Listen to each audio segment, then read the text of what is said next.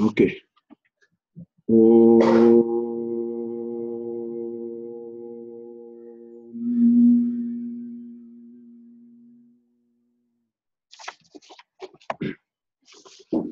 Shuklambaradaram Vishnum Sashivarnam Chaturbhujam Prasannavadhanam Dhyayet Sarvavigno Pashantaye Dorbiryukta Chaturbir Spatikmanimayi Makshamalam Dadhana Haste Naikena Padmam Sitamapi Cha Sukam Pustakam Chaparena Bhasa Kunde Dushankas Patikamanibha Bhasamana Samana Same Vagdevateyam Nivasatu Vadane Sarvada Suprasanna Pujantam Rama Rameti Maturam Maturaksharam Aruhya Kavita Shakam Vande Valmiki Kokilam Valmikir Munisimhasya Kavita Vanacharinaha Shrinvan Rama Katanadam Konayati Param Gatim Goshpati Kritavarashim Mashaki Kritarakshasam Ramayana Mahamala Ratnam Vande Nilatmajam Yatra Yatra Raghunatha Kirtanam Tatra Tatra Kritamastakanjalim Bashpavari Paripurna Lochanam Marutim Namata Rakshasantakam Vaidehi Sahitam Suradrumatamale Haime Mahamandape Madhye Pushpakamasane Manimaye Virasane Sustitam Agre Vachayati Prabhanjana Sute Tattvam Munibhya Param Vyakyantam Bharatadipi Parivritam Ramam Bhaje Shyamalam Namostu Ramaya Salakshmanaya Devyai Chatasyai Janakatmajayai Namostu Rudrendra Yamanilebhyaha Namostu Chandrarka Marudganebhyaha Hari.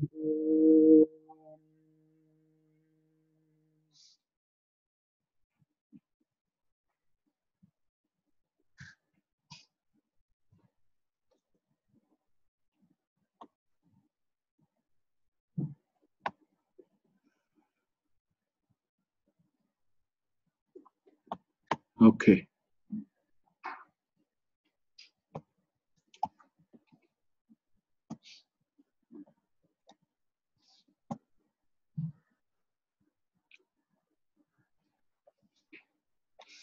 Okay.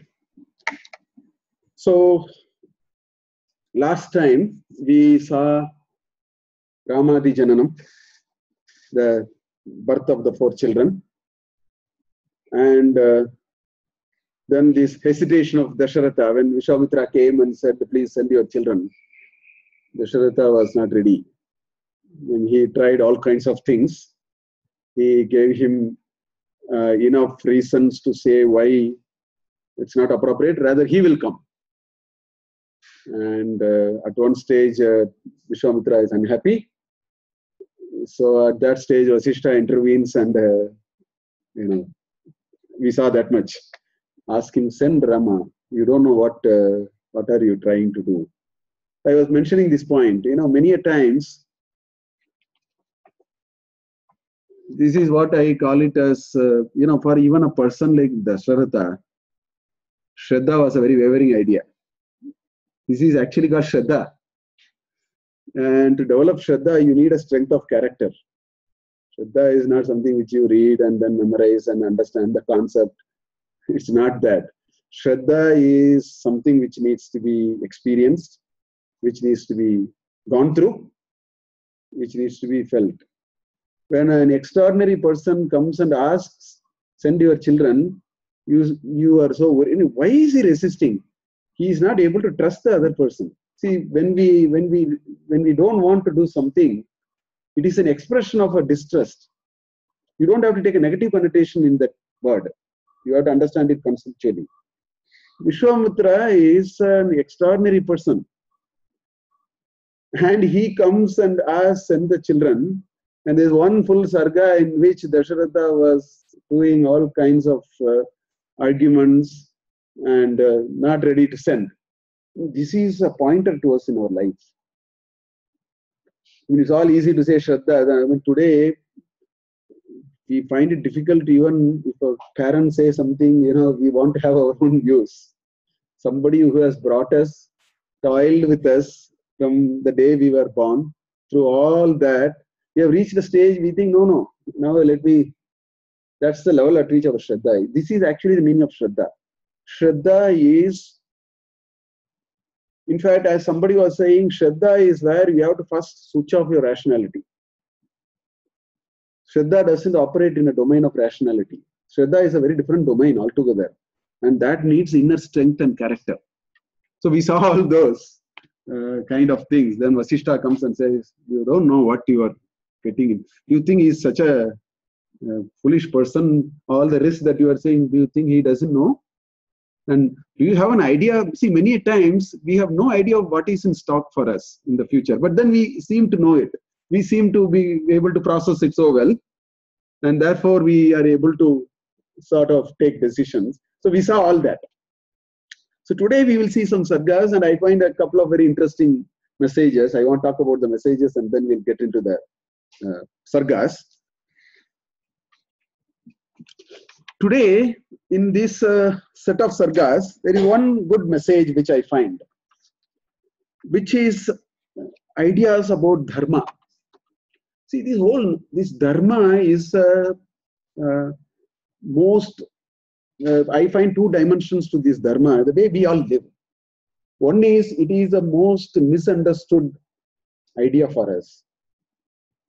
Maybe because of that, I have a feeling that it is the most misused concept for us also. We use this in a very, very casual sense, whereas people talk about what is called Dharma Sankata, Dharma Sukshma. In fact, if you want to really understand the complexity of Dharma, Mahabharata is the text. There are wonderful passages in which this character called Krishna is all the time coming and resolving lots of apparent whole Gita. You look at the whole Gita, how many of us can say, there may be reasons of disagreement, but how many of us are willing to say, I'll finish all my grandfather, my, Doddappa, my all, Chikkappa, all my, you can't do it. Look at it, that mundane plane. If Arjuna and co, the Pandavas have to do it, it requires a discourse which is at a much different plane. Even Bhagavad Gita is actually a text on Dharma Sukshma. But the Bhagavad Gita is one part of it. If you want to know this nuance of Dharma and all that, Mahabharata is very rich. Of course, Ramayana has it. Today in the Sargas I find, because it's very misused. Lots of different understanding that we have about Dharma, that we have, and what is happening. These are my understanding of Dharma, as many of us have understood, given our own, limitations of whatever we have, society and all that has done to us. First is, it is an incomplete framework for us. Dharma is actually an incomplete framework for many of us. For all of us. It's only a certain degree of clarity we seem to have at certain point in time. Even at certain point in time. At other points in time, it is not. So it's an incomplete framework. It is clearly an inadequate understanding. Okay. And what I find very interesting is our notion of Dharma today, whatever way we have in our own ways we use, is actually a conglomerate, a solution of mixing some ideas from Semitic Abrahamic religions and Sanatana Dharma put together. There is a new solution. That is the Dharma actually we know. For example, there is whenever, in whatever fashion we want to actually carry out a certain conversation about what is Dharma, is it dharmic to do this and so on, I very often find there is this means versus ends argument which will come. This is a framework doesn't belong to us. Should we have, is the means has to be right or the ends has to be right, and then one can have actually a debating opportunity to, half of us can actually debate means is more important than the ends. Maybe the remaining half of us can debate the ends are more important than me. This is the kind of confusions that we go. And there are many ways we have actually got confounded with this. There is this nice shloka in Bhagavad Gita, chapter 9. Patram pushpam palam toyam yome bhaktya prayachati. Is the most conveniently misused shloka and misused idea. People say, Krishna has said, Patram pushpam, just throw some leaves and go, that's it. He has told, Patram pushpam palam toyam. So, we have a framework with which, anything is okay. Bhava is important, but please understand, when you do show your bhava, you invite your CEO to your house, let me see whether you practice Patram pushpam palam toyam. You will never. You will do the best food. You will personally make sure the room is well appointed. You will get a very good gift for him. You can't do it for God, because God is a very weird notion for us. But we will do it for somebody where there is a pratyaksha prayojana immediately. So like this, there are so many frameworks which are all mixed up. People argue with me, Patram pushpam palam toyam, it's all about only bhava. That is what this particular shloka is all about. You don't have to do puja and all that. You just show a little bit of, show some flowers or even keep a cup of water. That is okay, because that is what Bhagavad Gita is saying. I asked them, sir, do you call your boss? What do you do? He's a very nice person. He'll never mistake. You do him patram. He is such a nice person. You let him come and sit. You don't even have to say, please come. If you open the door, he will come and sit. You don't have to, you can be very casual about it. Will you do like that? 999 out of 1,000 says, no, sir, we don't do like that. We take utmost care. So you have a reverence for something for which you see prayojana. You are not able to see prayojana in many of these. We will do it if you see prayojana. I am not finding fault with me, with us. I am finding fault with our inability to see the notion of prayojana. We think prayojana means it has happened now. So Dasharatha also went through the same kind of a problem. He thought immediately he found there is a problem of sending Rama. It is all these demons and all that. So it then makes sense to us. See, that character is so wavering, we can think about many of us in our life. So all these have actually mixed up. And what is the notion of Dharma is still complicated. We'll see the shlokas. I don't think we are going to get any clarity. All that I'm saying is we should open up our understanding that this is an issue which is not easy to sort of, right? All these are part of it. Achara, Vichara, everything is part of this. That is all because that larger framework which we had, that's replaced with a clone of something. That's where the problem is. That's why I said half the ideas are coming from here, half the ideas are coming from here, and we have created a. Then that doesn't fit it properly. At times we have an issue. We don't know how to sort of handle it. A lot of issues, a lot of societal issues are like that. A lot of cultural things that we go through all belong to that. I mean, if you get into it, becomes a. That is not my idea today. I just wanted to bring this. Now, if Dharma is so complicated, Dharma seems to be quite a complex sort of a thing, then how do we make a little sense of it? That's where the role of Puranas and Itihasas are emphasized.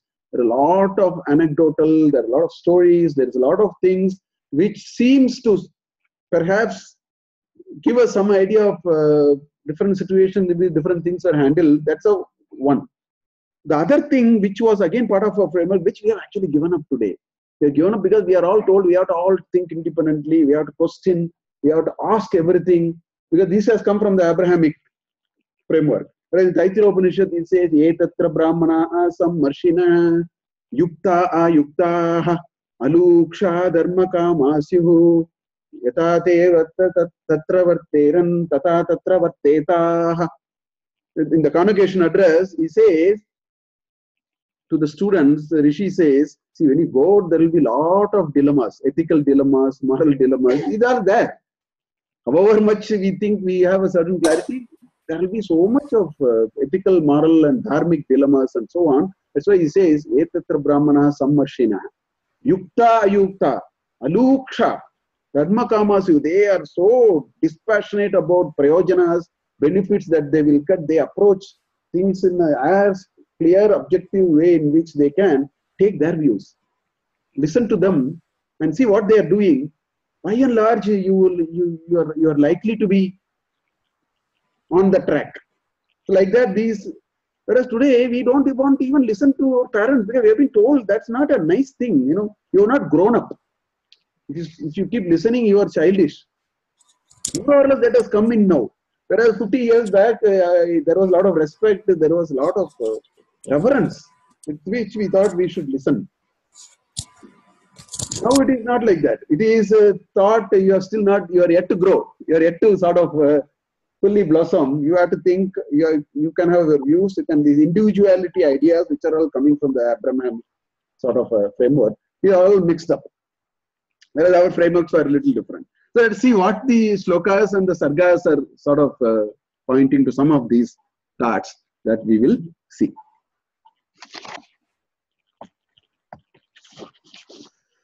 So 23rd sarga is after they leave, right? The first thing that happened, in fact, we stopped with staying in one night in the forest. I was even saying, what is the message there? How today's leaders are completely out of touch with what is happening in a common in the Janapada. What happens? Somebody has kept their audio on. Let me just see.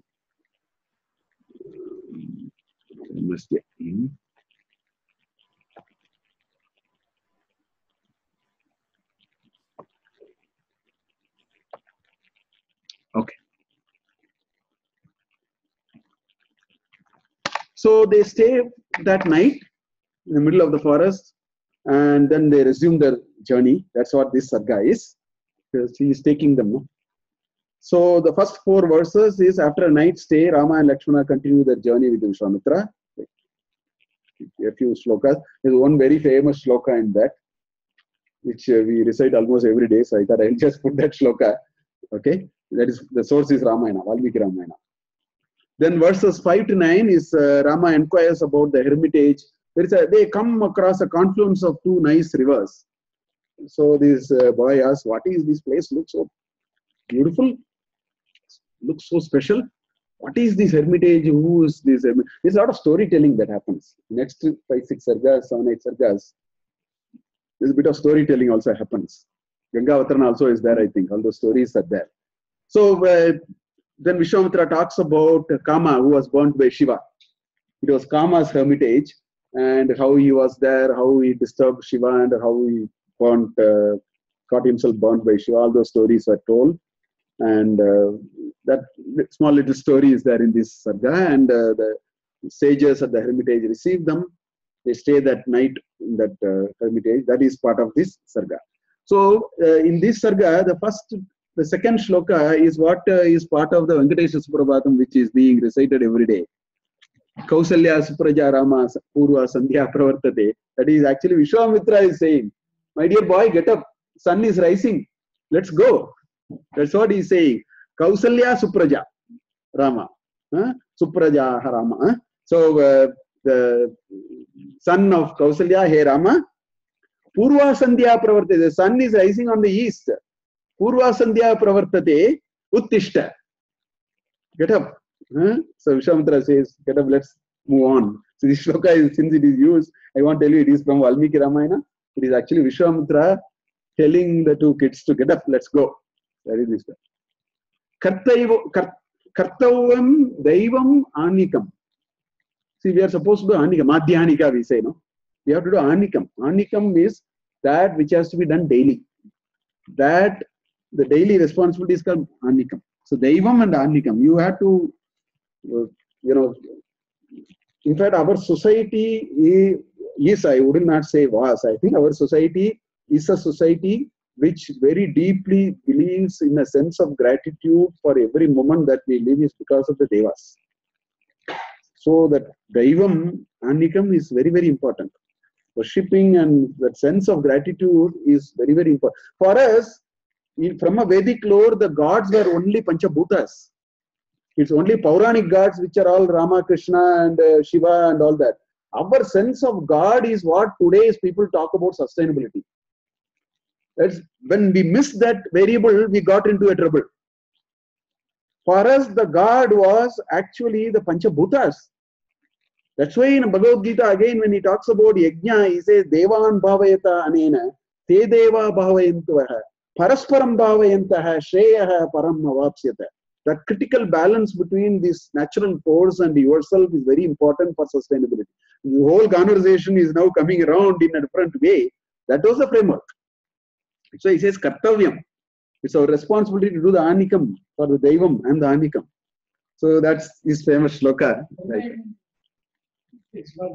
Yeah, Brahma Yajna is part of the anikam only. Brahma Yajna is part of the. In fact, Brahma Yajna is a very nice, concise version of Pancha Mahayajnas. If you see that, there will be Pitri Yajna, there will be Deva Yajna, there will be Rishi Yajna. Then Brahma Yajna, because you have to recite. The way Brahma Yajna, I don't know how many people don't do it. The way we are supposed to do Brahma Yajna is, after the preamble, whatever you have learned, suppose you have learned 1000 pages.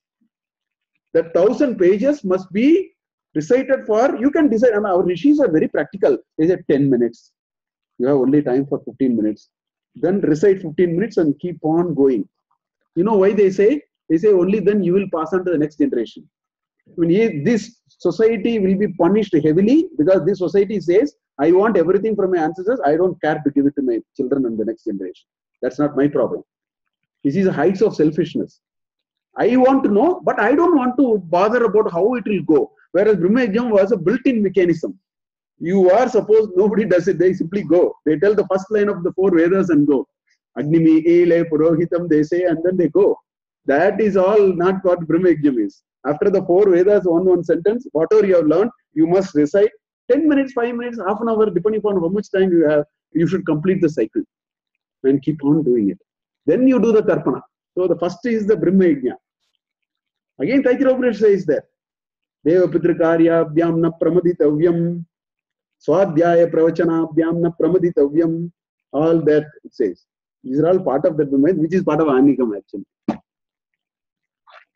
So you're all a bigger framework.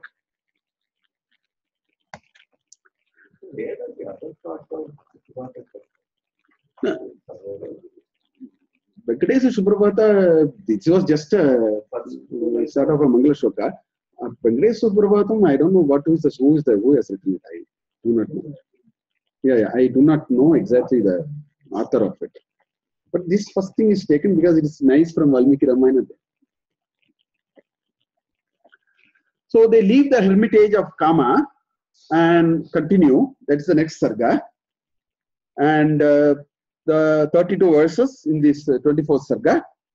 And basically, it is first 4 verses, Vishwamitra and the 2 brothers leave the hermitage and cross the river in the boat. In fact, it's a confluence of the 2 rivers. So we'll see a couple of shlokas. I want to talk about a few things on that also, which we have lost meaning of many of those. And we are now going to talk about all of them in the broader paradigm called sustainability. I'll come to it later, but I'll just go through it.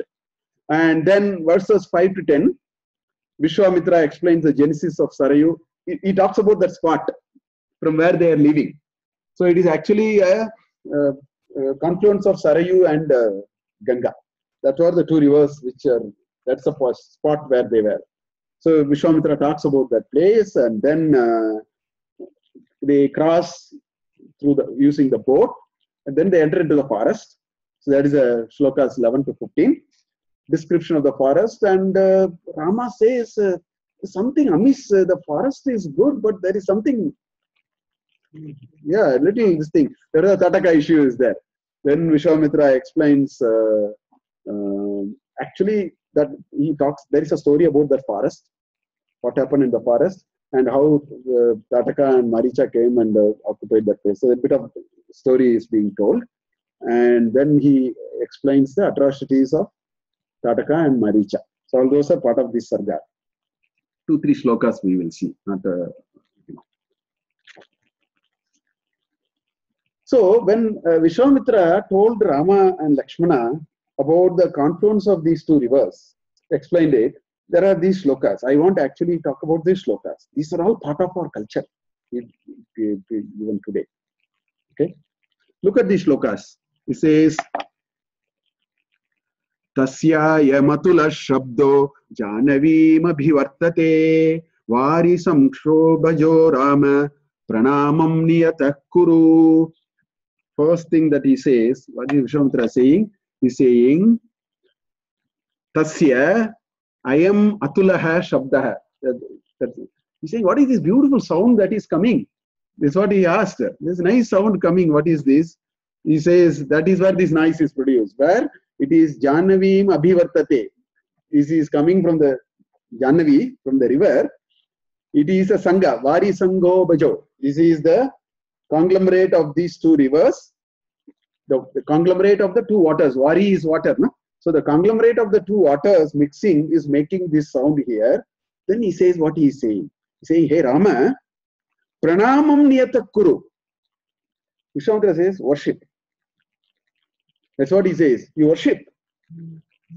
You worship this. The conglomerate of two rivers, you worship. That's what he says. Hey Rama, pranamam niyataha kuru. As ordained, pray here. That culture continues even today. I will come to it. We'll look at the next sloka and then we'll. Next sloka says, Tabhyam tutavubau kritva pranam ati dharmikau thiram dakshinam asadya jagmadur lagu vikramau. So he says, Tabhyam. It's a dvivachana. Those two, which is the two rivers. To those two rivers, basically. Okay. Tabhyam tu. Then there is again a dvivachana because there are Rama and Lakshmana. Again two. Ubau, tau ubau. Tau ubau, tabhyam. So there is two on this side and two on this side. There are two dvivachanas that you see. The two kids worship the two rivers. So that's how we have to understand. Tabhyam tu tau ubau pranamam kritva. And adidharmikau is the adjective for Rama and Lakshmana. Adidharmikau tau ubau. Those who are this thing on, they are very dharmic people. They tabhyam pranamam kritva. Tabhyam is the two rivers. So worship the two rivers. Tiram dakshinam asadya. They came to the southern bank. Tira is the bank. Nadi tira now well. So it's a southern bank. Dakshinam asadya jagmatuhu. They are going. Lagu vikramahu. Small. They are young, no? Small little steps and so on. Quick steps and so on. Now, see, look at what is happening here. It is very specific to this Dharma. It is very specific to Sanatana Dharma that when you see a river, not even a confluence of river is even more of greater confluence of three rivers. Prayags. How many prayags are there if you go to Rishikesh on your way to Deva Prayag, Rudra Prayag, Karna Prayag, you name it. All kinds of prayags are there. We have always had a culture that when it's not just river. Here is the example is the river. I am giving you the example of rivers. We had a culture. And what is that culture? The culture is when nature exhibits itself at its best, you must worship. You go to a mountain, you have to worship. That's why many temples are put on mountain top. Because we had that culture. When two rivers meet, it becomes a holy place. A peak of a mountain becomes a holy place. The idea is, this is actually sustainability. If you have missed this, you will become unsustainable. The idea is, if you don't know how to coexist with nature. Now, how do you coexist with nature? Not by, now we have, first standard, there's environmental science. They get 100 on 100. Moral science. And do they all immoral things after that? They get 99 marks, 100 marks. It's not by reading. It is in achara. It is in the way we live only we can imbibe, not by reading and getting marks in a degree college or a school or something. So we put everything in our practice. Anything which is natural is very holy for us. And in fact, in Rig Veda, there are shlokas. If you cut a tree, there is a prayer before you cut a tree. And if you seriously do a prayer and cut a tree, then a few things will happen. First of all, you will think whether you should cut a tree or not. If you really understand the prayer and do it, generally then you will start wondering, should I cut the tree? Second question you'll ask is, yes, if I have to cut a tree, then instead of 100, can I cut 10, 20? That thought is not there today. Cutting a tree means now you have JCBs and all, they do the job very soon actually. And also in our Vedic thing, there's a way to cut. The way they cut, actually, I get shocked actually. They are living beings here. It's the way you should see the way they cut, because that notion is completely missing.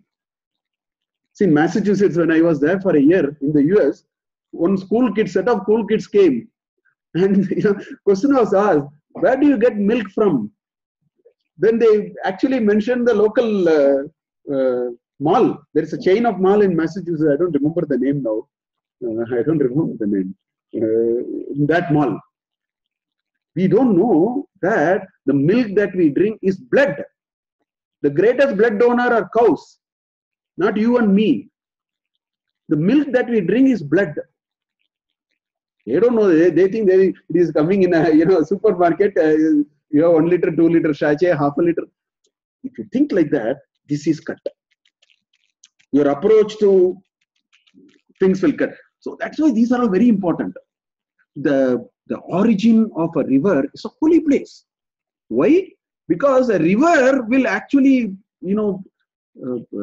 create livelihood for millions of people for millennium here. You can only, mess it up and dry up the river. That you can do. You cannot create a single river. There was an experiment done, which was reported in Harvard Business Review in 1999. They created a 3.2 acre dome, glass dome, some $200 million. Beyond 3 hours, it was called Biosphere 2. It was a project. It was called Biosphere 2. They created a 3.2 acre dome with some $300 million or something. Beyond 3 hours, they were not able to continue there because water, air, and all that could not be supplied. The technology was not simply there. They just lost out. We are in Biosphere 1, which is endlessly supplying what. If you don't think like that, what we are doing, we will do thoughtlessly. So these are all pointing to that. Culturally, these are imbibed. You can actually laugh at Nagapanchami, actually. You can laugh at worshipping bulls and buffaloes and snakes and so on. You know what is the deeper sukshma there? If you worship them, you understand you coexist with them. If you cut one tree, 1 million living beings are cut. You need a microscope to count the 1 million. Just because we don't see, there is a huge biodiversity balance in which we are there. So all that will come only by imbibing. That's why he says, Pranamam niyata kuru. That's a spontaneous thing he says. Here is a confluence of 2 rivers, please worship. That's what Vishwamitra says. We have to take that message from here. If you follow all these, sustainability will be a sustainable idea. The sustainability that we are doing is not a sustainable idea. Carbon credit is like your loyalty discount in a supermarket. The more you purchase, more points you get. That's called carbon credit. So you have license to pollute more by actually doing something more. That is the carbon credit market. $1 billion, in a simple way, the way I have understood it. These kinds of things. That's what this is suggesting. Then there is this description of Tataka and Maricha in the same chapter. I just took those 2 shlokas. Kasya chitvatakalasya yakshivai kamarupini balam naga sahasrasya dharayanti tadakhyabhut Tataka nama badramte Bharya sundasya dhimatah maricho rakshasa putrah yasya shakra parakramah. If you remember the first 2 sessions of my Ramayana, when we started, I did 2 sessions. 6 stages I showed. How Ravana started, how Ravana ended. If you recall, I actually showed a trajectory in which one can destroy oneself. In that trajectory, this is a story of all those who are destroyed, including the Harshad Mehta and the Telgi, whatever list you want to add, you will find it. There will be a phase where there will be extraordinarily brilliant, they will be very skilled. But since there is a dharmic framework missing, it starts the destruction. Here you see the description of these 2 people. Same thing you will find. What is it saying? Kasya chit tu ata, thereafter, the story is moving. The ata is coming because the story is moving thereafter. So ata we will leave it. Kasya chit kalasya, after some time, I'll tell you the story before this. The story is, the Rama and Lakshmana asked, what is this forest? So it said that Indra had a curse, and then Indra came here, and then his curse was absolved. And then he was so happy that his curse was absolved. He blessed that this place be like this, very good things, and all those stories are there. In that place, after some time, these people came and drove them, and because it's a very special place, that's how the story is going. That's what the Ata Kaschit Kalasya, all those are coming. Okay? There is Yakshi, we name, and she's a Kamarupini. She can change her looks and appearances at her will. So she is a Kamarupini. Rupam yata kamayate tadrisham rupam swikartum samartyam asti iti Kamarupini. What the way she thinks she can change. The Mayajal is possible for her. Kamarupini. And Balam Naga Sahasrasya. Her strength is the equivalent of 1,000 elephants. That's the second thing. Balam Naga Sahasrasya Dharayanti. She is very powerful. She can change. See, this is what happened. The destruction precedes by a lot of investment on skills, lot of investment on developing expertise, knowledge. That's what I was actually showing this character called Ravana, how it progressed. So these are all that after you get all the skill, strength and all that, you start abusing it. That means you are digging your own grave. This is the story of every destruction, whether ordinary mortal or whether it is Puranic story, whether it is your neighborhood or your next house or previous story is very similar. The pattern cannot be different. The matter can be a little here and there. So very powerful, very skilled lady, Tataka Nama, Te Bharya Sundasya. And who is this Sunda? Dhimataha. He is a nice fellow. Dhimat. Mat pratyaya. Buddhiman. Buddhimat we are saying, Dhiman. So Dhimataha. It's a sixth case of Dhiman. Bhavan, Bhavataha, like that. So he is such a nice person's wife who has enormous strength and skill. She is putting to wrong use, which means the next Sarga she is finished by Rama. She is destroyed. Finished. Anyway. And Marichaha Rakshasaha Putraha. Her son is Maricha. Okay. And what is his description? Yasya Shakra Parakramaha. His Parakrama is like Indra. Shakra is Indra. So his skill, knowledge, valor was equivalent to Indra. The difference is Indra operated on a framework of Dharma. When somebody operates on a framework of Adharma, they have to go. And if somebody is part of Adharma, they have to go, including Bhishma. Which side you are is very important. Dharma, Dharmo Dharayate Jagat. That's the definition in Karna Parva and Mahabharata.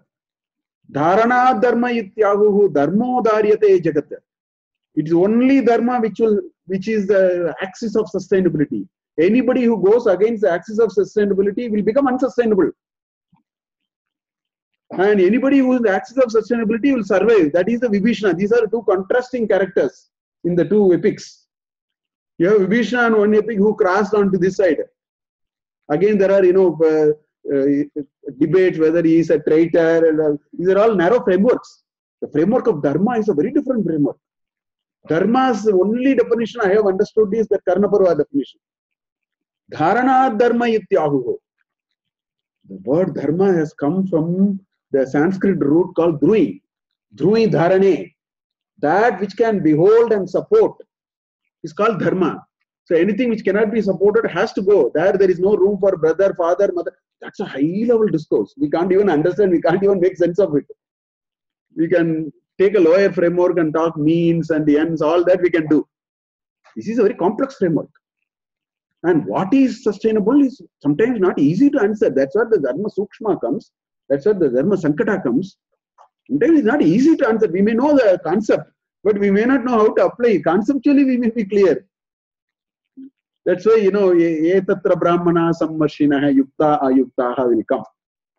So, Shakra Parakramaha Marichaha api mritaha bhavati in Aranyakande.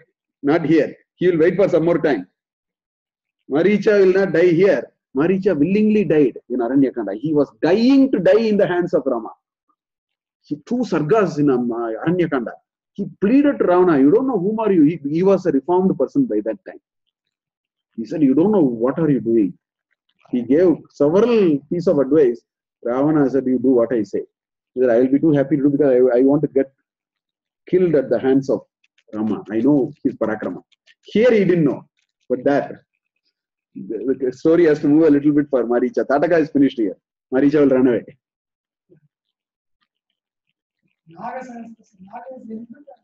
That's see the Vyutpatti I have to find and tell you. Naga is also Naga. I'll have to look at from Naga. It will come actually. Vyutpatti I'll have to see and tell. See, that is the power of Sanskrit language. If you know the root, you can understand any word. That's the power of Sanskrit. So it's not hard. It is actually easy. You have to get those roots and the Vyutpatti and how it is attached on both sides. One shot, you will get a million words actually, that kind of a thing. I'll have to check the Vyutpatti actually.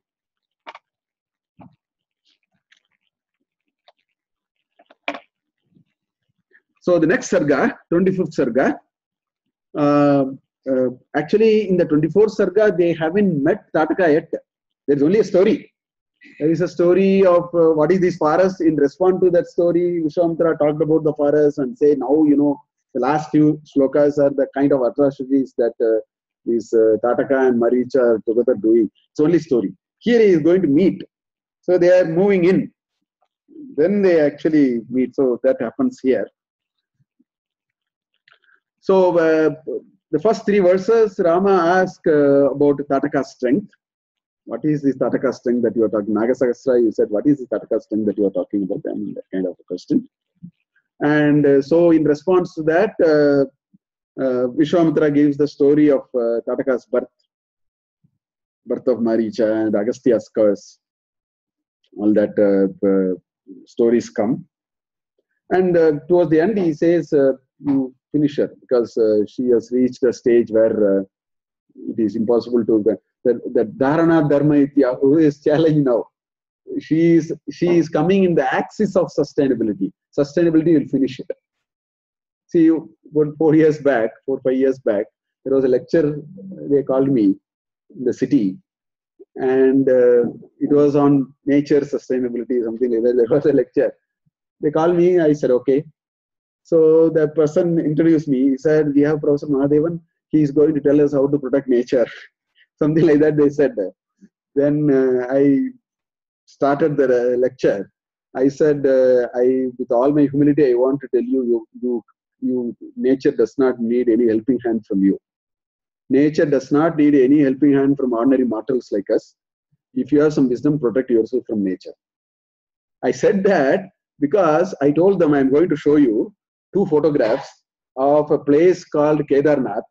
One was taken in around 1861 or something. The other was 2011 when the floods happened. Both the photos were identical. One was in color, one was in black and white. I said nature required 3 years to wind the clock by 150 years. So don't try to protect nature, each and this human chain and all that, don't do. You understand the notion of sustainability, your race will be protected, it will wipe you off. That's what it is showing. Nature is showing from time to time, it is reminding, understand the notion of sustainability. In modern paradigm, that variable is not at all getting into our equation. So we don't even understand. We think they are all okay, we'll sort it out. So it's like that. So she came into that axis of sustainability. So Vishwamitra says she has to go. If you are not doing, something will happen. It will happen. You are only a nimitta matram bhavasavya sachi. You are an instrument at this point in time. Please. Meditation because you are just 3. I will come to that. That's where Dharma Shankara, I will come to the shlokas actually. 1 or 2 nice shlokas there. I will come to the shlokas straight away. Okay. So the 2 shlokas I have taken from this Sarga. And Rama shows a bit of hesitation. Because I've titled it as the title of the slide actually. Okay, let's see the shloka. Nahi te stri vada krite grina karya narottama chatur varnya hitartaya kartavyam rajasununa. So Rama asks, Is it not a improper thing to kill a lady? That shloka I have not brought. It's the response of Vishwamitra for that, actually. So that is what is the question he asked. So he says, Nahi te stri vadakrite grina karya. Vishwamitra says, killing a lady is not a bad act. So it is not actually this means and ends argument at all. It is not at all. You cannot use that. If you use that framework, then we'll go somewhere. But that's a framework we seem to be very much using, because that is coming in a slightly different thing. He says, no, killing this lady is not an act of evilness. Don't worry. Naram, look at the adjective Valmiki uses to address Rama. Narottama, Naranam Uttamaha. You are really a good person. I am aware of it. That's why you are coming from that angle. You are such a subtle, you are having this subtle thinking which I am able to see. That's why he uses an adjective that Narottama. Okay? Because Naranam Uttamaha iti. That's what it is, Narottama. Nareshu Uttamaha. So, Nahite Stri Vadakrite Grinakarya Narottama. Don't worry. Why? Second line says, Chaturvarnya Hitartaya. Okay? Kartavyam Rajasuno. See, in Dharma, there is a Samanya Dharma, there is a Vishesha Dharma, there is a Apad Dharma. There are so many things are there. Satyam Vada is a Samanya Dharma. Okay? Ahimsa Paramo Dharma. Right? It's a very Samanya Dharma. These are all to be honored, and these are the basic tenets of living. Okay, ahimsa paramo dharma, don't do ahimsa, don't do this, and so on and so on. But if you are a surgeon, don't say ahimsa paramo dharma. Because if you will inflict pain if you open up somebody's heart, if you open up a big piece and do some carpentry work on your bones and so on and so forth, or some plumbing work on your heart vessels or blood vessels and so on and so forth. There it is not ahimsa paramo dharma. Tatra himsa atyavashekam bhavati. You have to do himsa there. That is either can be a Vishesha Dharma. In other words, there are foundational principles. Look at this whole gamut of Dharma. There are foundational principles which are to be honored. For example, you cannot handle a parastri, touch inappropriately, or even handle touch and all that. That's a very contemporary community thing. When there is a big fire, there's one lady stuck into the house and maybe she is unconscious. This fireman cannot say, I cannot touch this lady, even his foolishness. That is called apadharma. Correct? So like this, there are so many layers, there are so many such examples which we need to understand. There is a Vishesha Dharma, because when you are supposed to play a role, there are certain requirements which are to be done, and wherever that violations of the basic codes of Dharma are allowed on a thoughtful basis and pre-contemplated ways, they are allowed. Like that. So that's why he says, you are a Rajasuno, you are a Kshatriya, you are the son of a king, and what is your job? Kshatriya comes from Tra. The root is Tra. Tra is to protect. That class of this society which must all the time think, understand, own that requirement that our kartavya is ensuring safety and peaceful things of everybody in the samaja is the role of a Kshatriya. That's a Vishesha Dharma. So Chaturvanya Hitartaya, this lady is now creating so much of ruckus and creating so much imbalance in all the four varnas. Take her out, because that is your Vishesha Dharma. So Stri Vadham Mastu is Samanya Dharma.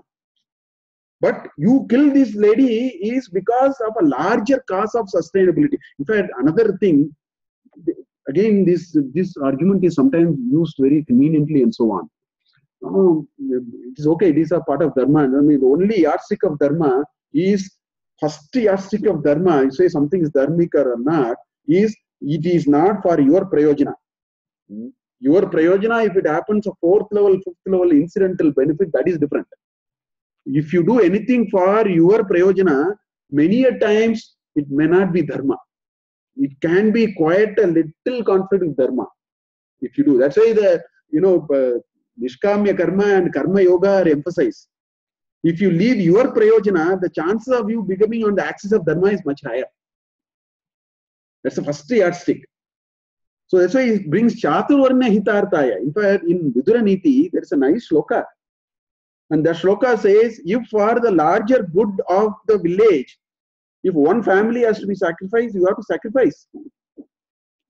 If the larger good of the country, if one village has to be sacrificed, that has to be understood very carefully. I mean, I sometimes hate to quote these, because sometimes we are not able to understand this.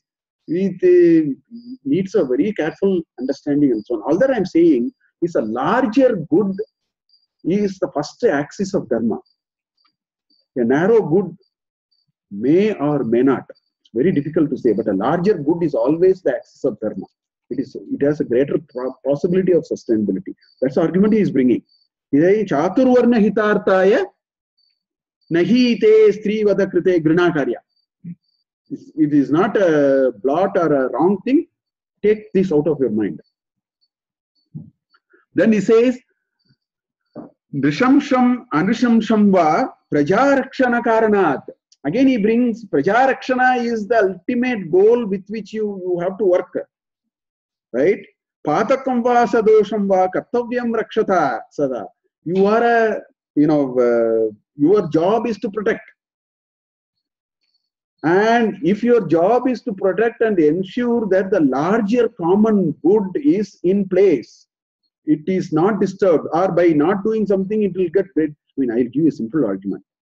No people can be fired from a company if you talk all these dharma and all that. By firing one person, if you only ensure that the remaining 999% has a greater chance of, otherwise you'll have to actually shut down look at HMTs. Look at all these communist models, they're all nonsense. Communist model says all are equal. The only thing they say is all of them have to be poor. Bring all of them, make them Kuchela, not Kubera. That is a model. I mean, that's a very uninteresting model. So why are people sent home? Now, if it is to be done for my own money, I mean, it's not a very appropriate example, I should say. It's only partly appropriate. All that I'm saying is a smaller little bit of wavering from the Samanya Dharma, if it is creating a greater, larger good, then that is to be looked at from that perspective, where I have no prayojana. Loka Sangraha is what is very important for that. This has to be sorted out. Those kind of a thing is actually an axis of Dharma. Anything other than that, we can't do. For my personal gains, I run my own thing. I want to make more money. If I want to make more money, and therefore I do it, is one. But if I say that by sending 10 people, I can save 700 people, or remaining 50 people or 60 people, with that purity of thought and that purity of intention, that may be a very dharmic way of solving that problem, rather than getting emotional, getting all that. One. Secondly, you cannot say if the neighboring country is inflicting so much of damage on terrorism and so on, one day after so much of patience, with careful thinking and all that, we finally decide we'll do a strike. You cannot go to the border and say, if I put one bomb from here, that old man will, Papa, that poor chap, that boy, and it will happen. In Aranyakanda, there is a shloka, Maricha says, if you put one deadly snake into a freshwater lake, which is used by the village, please understand, while taking that snake will be first taken out, because the village sustenance is critically dependent on the freshwater lake. And in the process of taking that deadly snake out of it, 1,000 fishes will die for no fault of them. Maricha says to Ravana, don't do this. You will destroy your entire clan, which is what happened in Ramayana. So this kind of dilemmas has to be always resolved with a clear understanding of Dharma, which is Loka Sangraha, Dharana Dharma Ityahu, Dharmo Dharaitejam. Jagati is very, very important, but even to understand it is not easy. I'm just giving a few examples here and there which may or may not be appropriate fully. It may still communicate partly what I'm trying to say. So that's what it is saying. Nishamsam or Anishamsam, whether it is of inflicting a little damage, in the process, all that. No, look at this. The child is not eating. The mother gives a slap. Never ever imagine mother has no love. But that himsa is required for a larger good of the child growing. And such mothers who were so emotional brought up a child which became useless. You go and see for yourself. That amount of that clarification, that discrimination is very important to know in life. You pretend to be tough with your child at a time when the child will grow up as a great tough, meaning whatever. In the example, if it is not eating, it is not good. Sustainability is at stake. So the mother threatens, maybe gives a little bit of a slap. Not that she, out of greater love only she did it. So those kinds of things. So andrishams or nishamsa, whatever happens, right? Patakam or dosham, all those are very temporary phenomena. Because you are restoring, otherwise you are not restoring. The sustainability is at stake. If you are not going to do, some greater force will come do and do a much greater damage. You can actually see it. So that's the kind of argument Vishwamitra is putting here. So don't worry. I know there is a violation, but that violation in the larger thing is actually, this kind of things in today's modern rights and the human rights. Every terrorist has a fancy living here, where human rights camp behind him. They will take care of him. He can do anything, but you can't touch him. So we are in a slightly different kind of a framework, which is, I have not understood fully that. Maybe there is something, I have no idea. Then he continues, Rajya Bharani Yuktanam Yesha Dharma Sanatanaha Adharmyam Jahika Kusta Dharmokhyasya na Vidyate. So he says, Adharmyam Jahi, she is embodiment of Adharma, finisher of first. It's not good. Ajarmam Kakusta Dharma hai hi asyaha na vidyate. In her framework, there is no concept of dharma. We are now talking about a character which has no sense of dharma. In their framework, dharma is not there. Maybe artha and kama. Moksha anyway is not there. Dharma is not there. It's only artha and kama. So he says, dharma hi asyaha na vidyate. Therefore, adharmyam jahi. Finisher. Okay? Rajyabhara niyuktanam eshaha dharma sanatana. This is your Vishesha Dharma. This is part of your Vishesha Dharma. You can't be keeping quiet like this. Then you are creating a much larger ruckus in the society. You will only have a much bigger problem of a greater magnitude and a greater damage that you have to inflict a little later. So that's what he is saying. Rajyabhara niyuktanam eshaha dharma sanatana. This is the eternal light. This is a sanatana dharma for all those who have taken up. It's called occupational hazard, if you want to use a word like that. Sometimes you have to do things which are required in that position, which is allowed within that what needs to be done given the larger picture of sustainability. So that's all what he was saying here. These are all different kind of conversations. Many of the conversations are today not even fully accepted and understood because we have moved a little bit into something. That's why we have different kinds of things which have come in. We need to go back and understand this much more carefully. These kinds of frameworks and these sukshmas and so on.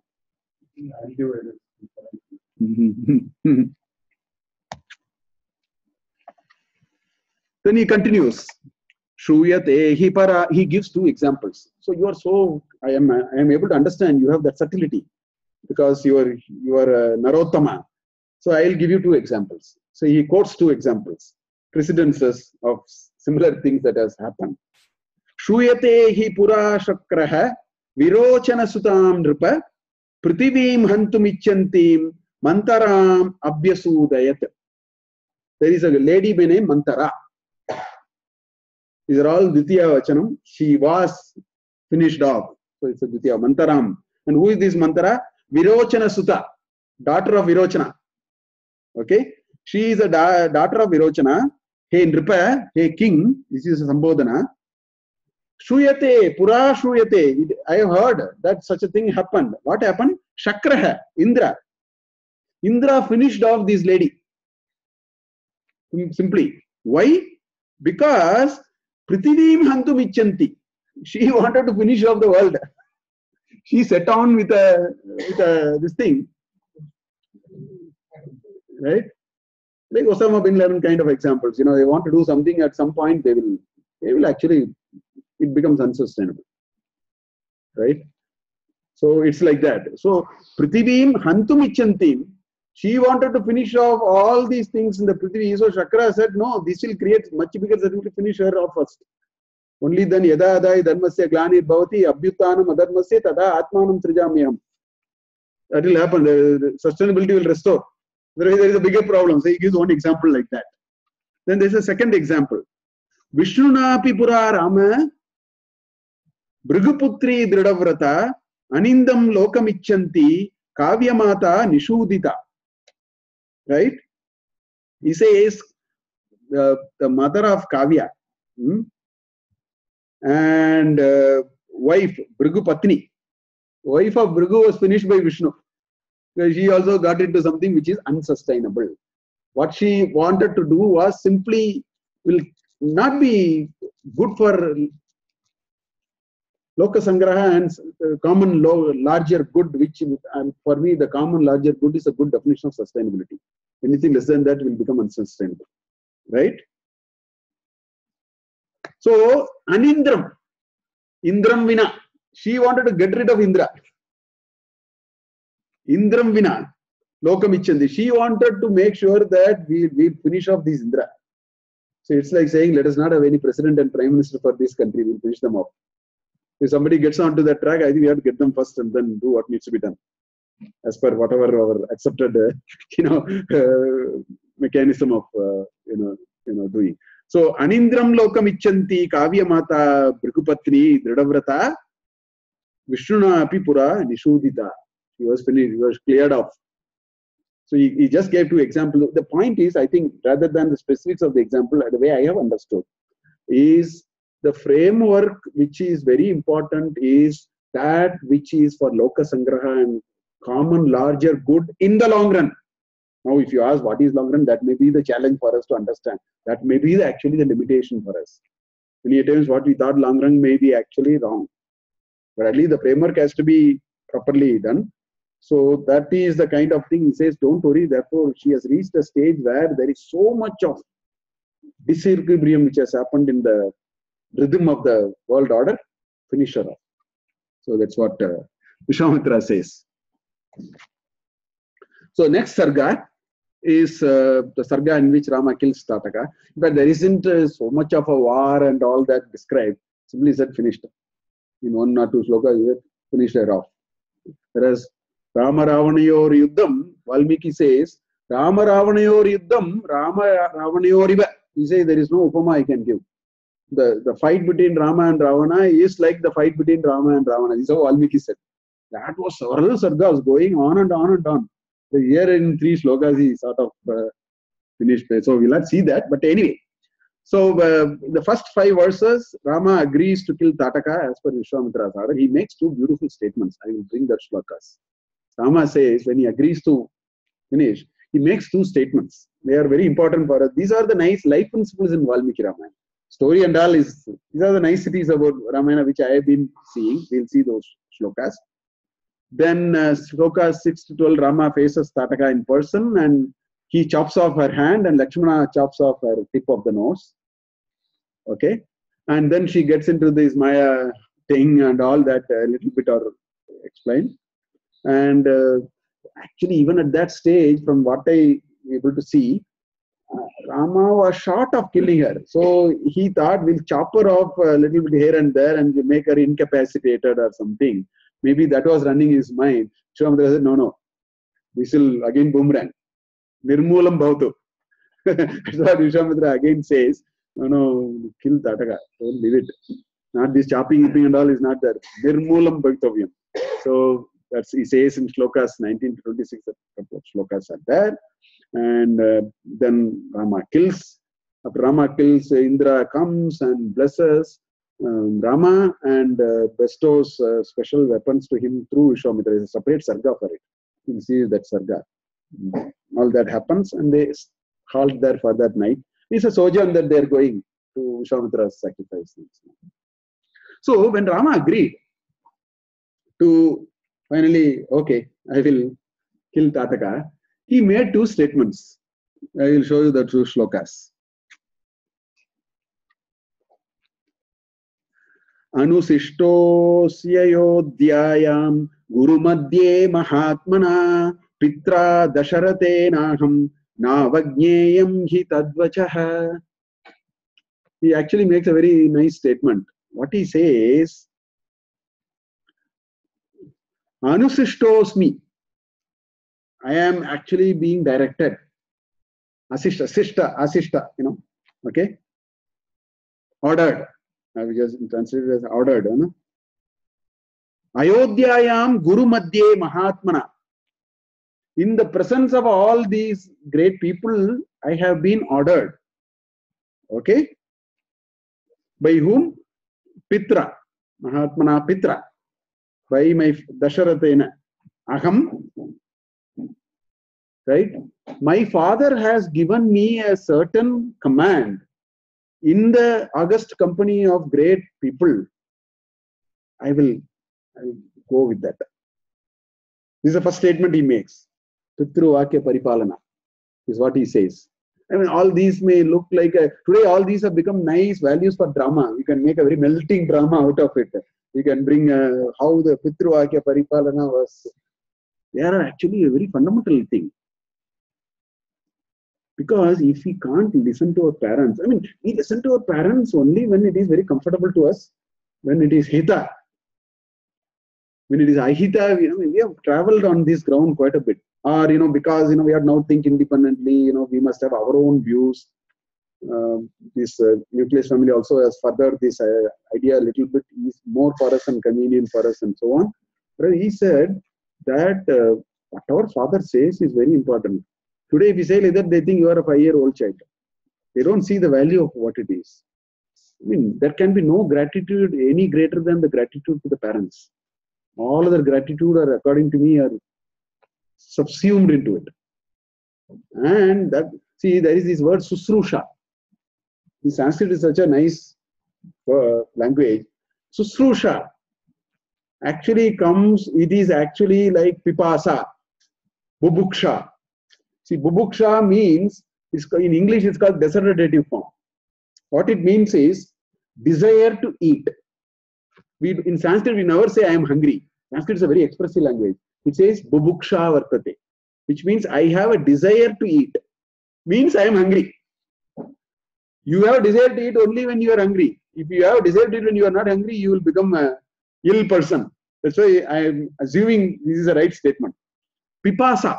Patum ichati yaha saha pipasa. Jignasa. Jnatum ichati saha jignasu. I have a desire to know. Like that, susrusha. Susrusha, if you literally transfer, shrotum ichati is susrusha. I want to hear. But what is the usage of susrusha for us?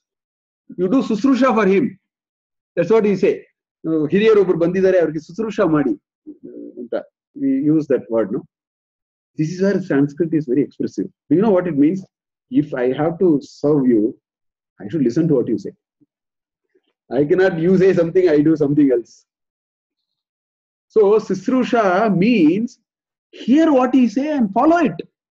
In other words, you say, I have a deep desire to listen to what you say. So, he has a pitru susrusha. So, if you do a susrusha for Pitru, it is not, lying bed for him, giving a cup of water. They are lower level susrushas. What Rama is showing here is susrusha. He says, my father said something, I will, if I have to do susrusha, I have a desire to hear what he say and go by it. So, this is susrusha actually. See, this is how, if you don't know the language, it deteriorates, the meaning deteriorates. It is a desiderative form to do with shravanam. That's why I use bubuksha, jignasa, pipasa, and then I came to susrusha. I didn't directly take susrusha. Shrotum ichati yaha saha susrushu. So he is doing pitru susrusha. And today we do pitru susrusha by fanning, or in that also we don't do, we put a fan. Maybe you give him a cup of water, I say, I put the bed for you. They are all not susrusha. But when he says something, if it is convenient, we listen, otherwise we don't. So we are not in susrusha mode in that sense. This is susrusha actually. Then he says, second thing he says, Soham pitur vacha shrutva sashanad brahmavadinah karishyamina sandeha tataka vadham uttamam. He says, it is not only Pitri Susrusha. Saha aham pituhu vachaha shutva, having heard, so I will now Susrusha. And what did my father say? In the Sarga we saw, father said, go by, you please do what Vishwamitra asked you to do. You be of service to him. Whatever he asks you to do, please do. So he is now connecting that to, so he is doing Susrusha to him. By that he is now knows what he has to do. So that's how the whole thing is coming. So Pitru Vachaha Shutva Sashanad Brahmavadinaha. He says, also now there is this Brahmavadi. He is a very learned person. Etatra Brahmana Samvarshinaha Yukta Ayuktaha Aluksha Dharma Kama Vishwamitra is that variety. So not only that, you are a person who has more wisdom than me and you are saying, so let me have shradha of listening to you also is very important to me. Right? So he says, Brahmavadinaha Sasanat, you have also ordained me, that must be merit to what it is. Karishyami na sandeha. So for these two reasons. So there are two messages. Trusting somebody is not easy. Our ego will never allow us to trust anybody. If you can unwaveringly trust, notwithstanding the potential risks that we face in that trust, we have traveled phenomenally in our spiritual path. We may go, we might have been cheated, and cost benefit wise we would have gone. That is a cost and benefit are a material world. I am talking about spiritual world. If you develop unwavering faith and trust, you have covered a lot of ground in spiritual. Your evolution of spirituality is measured like that. So he says, you are a great person. I will just go by what you say. Not only that, I have to do a Pitru Susrusha. So I will do that. So these are the two things Rama said, reconciled himself to the act finally, although he had an iota of in other words, what is this suggesting? When we have these kinds of sometimes dilemmas and these kinds of real lack of clarity, these are the pillars we have to hold on. Then, we will be clear of what we are doing and will be able to go. That is the message. This message is more important to me than the story. There are situations in life where we have this problem. Right or wrong, should I have to do it, all that. If we are reminded of these principles, then we'll get the courage and clarity of thought, and that act will not bother me. When I'm able to do such an act, it will not leave that stain in me. See, the problem with this is a lot of act leaves an after effect in us. Whereas this will become an act of karma yoga now. If an act is done like this, it will become an act of karma yoga. That's what is coming out of these two statements which Rama is making here. I thought I'll just share this with you. Go brahmana hitartaya deshasyasya sukaya cha tava chaiva prameyasya vachanam kartum udyutah. I am now ready. He has got the conviction. I am now ready. Why? Pitru Susrusha. You are a person of wisdom. If I can't take faith on your statement, I am just on a losing battle. My life is very challenged that way. Today I might have, but my life is very challenged that way. And thirdly, it is the hita of this society, right? Go brahmana hitartaya deshasya asya sukaya cha. All, not only go and the brahmanas, but also the desha and the hita and sukha of everything. And your word, all that, you are such a great person. Said, all these give me the clarity of thought that I am not getting into an act which I thought initially I was in a moral dilemma or an ethical dilemma. So when we are in a moral and ethical and a dharmic dilemmas, we need these kinds of rooted principles to hold on. If we lose these rooted principles, we will continue with a life of moral dilemmas and we get into one complication to another, which is what many of us are treading through today. When we lose these pillars, we lose the grip and the road becomes very slippery. That's what happens actually.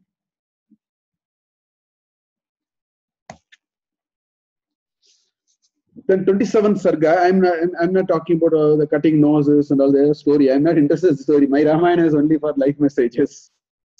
27th Sarga is when Indra blessed Rama and he told Vishwamitra, you must confer him with all the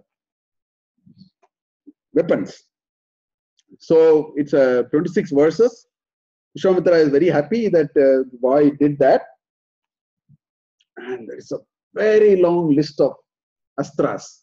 Vishwamitra is known to be an extraordinary variety of the rishis. Vasishtha finally said he is a Brahma Rishi. He was put to such a test of endurance which is next only to Bhagirath. That is the test of endurance this great Rishi was put, and he came out of it.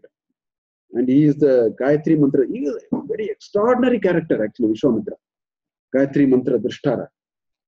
So such a person, this is what we have to go back and understand how small, I wouldn't say small-minded, how ignorant was Dasharatha. He did not understand if there is an opportunity to find some of the greatest person in the world, and if he comes and says, send your son with me, we should readily agree that understudy will be very valuable. He could not see that point. Dasharatha was very, very confused. He was emotionally a little bonded. See the benefit now. This Sarga, you just see what kind of weapon. I am going to list. There is a long 16 slokas of only Astra names. So I will put it in English simply one list. Not even the list. I will tell the categories of the Astras that he gave. Astras he gave. And the mantras for all that and so on. And Rama receives these weapons and the mantra upadesha and commits them to his mind and so on. That is this 27th Sarga. So the weapon, you know why all these are required? You have to go to Yuddha Khanda. You don't know what is God's ways of doing things. That was what I was saying when I was talking about that Sarga. When Dasharatha's reluctance was there, this is again a problem in our life. Many a times, I mean, we are Alpajna, we are not Sarvajnas. All of us are Alpajnas only. So many a times we make a certain calculation which goes a certain distance. I don't think we are going to see. That's why if a great person comes and says something, it will be generally good to develop an unwavering faith of what he says, because he may be a Sarvajna. Or, you know, in our degree of Alpajna, he will be more or less very close to the Sarvajna. That faith is very important. So Dasharatha didn't see why this has to happen, whereas Vasishtha saw it.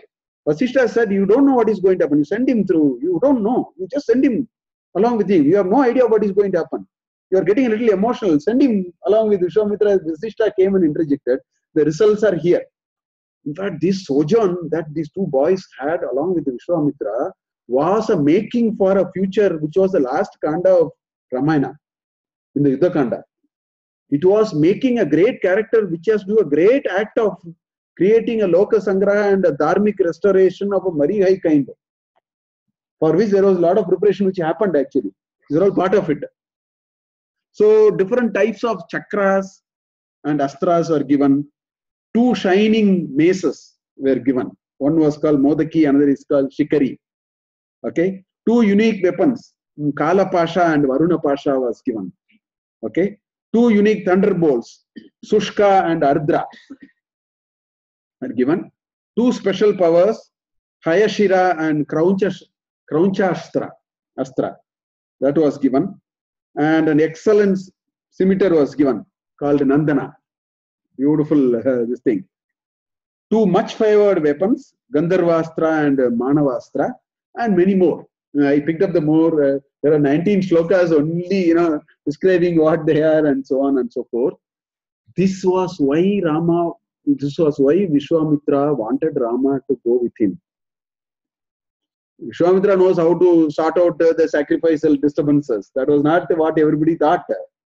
There is a much larger scheme of in every one of our life, there is a much larger picture which we do not know. And we seem to make our own calculations and then we say this is what it is and we keep going. And we reach the next base camp and then we sometimes find a dead valley. We don't know what to go. I mean, our path is actually Mount Everest. We don't know we only see a base camp which is on Janma, and then we go there and then find out what is the, you know, contour which is opening. But some the wiser people may have a larger, and he's after all Avatara Purusha, so there is a much bigger role to play, much bigger drama to be unfolded. That's why all these are happening.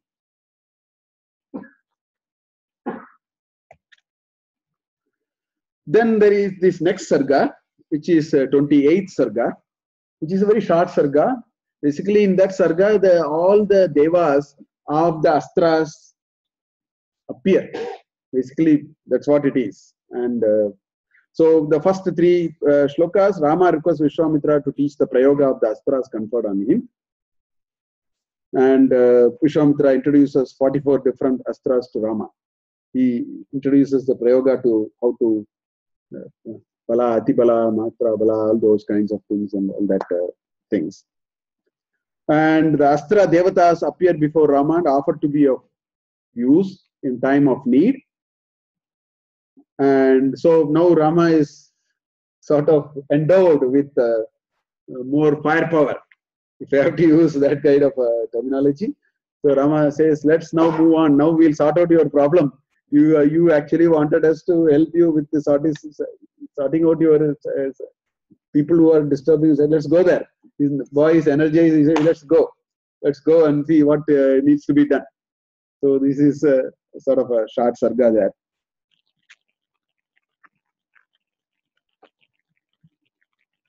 Ramam pranjalayo bhutva abruvan madura bhashinah ime smanara shardula shadikim karavamate. Ramam pranjalayo bhutva abruvan madura bhashinah.